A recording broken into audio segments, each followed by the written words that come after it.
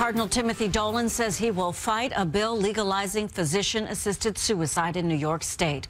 We told you last week about terminally ill patients suing the state in an effort to protect their rights to die. As CBS 2's Hazel Sanchez reports, the Catholic Church believes those patients are wrong.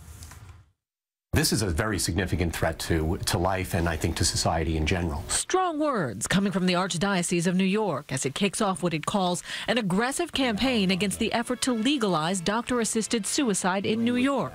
Edward Meckman is the diocese director of public policy. Life is a gift from God, that we've got to be especially mindful of the danger that these things provide to vulnerable patients and lonely patients, and how there are good, healthy, and positive alternatives to suicide. Today, the Catholic Conference, headed by Timothy Cardinal Dolan, launched a new website, catholicendoflife.org, to serve as a resource for end-of-life decisions. It's not necessarily a black and white issue. I do not believe a belief system, however passionately felt, should be imposed on everybody else. Eric Seif is one of several plaintiffs named in a lawsuit against the state of New York. Seif had cancer of the bladder, which has spread to his lungs. The suit filed last week asks the court to protect physicians from criminal prosecution if they aid in the death of a mentally competent, terminally ill patient.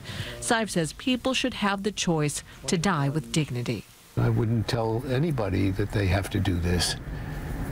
And I don't want people telling me that I can't do this. Cardinal Dolan spoke out in the Daily News, saying the real death with dignity, the real heroes, are those who die naturally, who take each day at a time, savoring everything they've got. When I was younger, I watched my mother die an excruciating death. At that time, I resolved that I didn't want to go through that. Seif says he'll not give up the fight for the right to die. In Midtown, Hazel Sanchez, CBS 2 News. The Archdiocese says it hopes its campaign reaches Catholics around the country as other states, including New Jersey, consider similar bills to legalize aid in dying.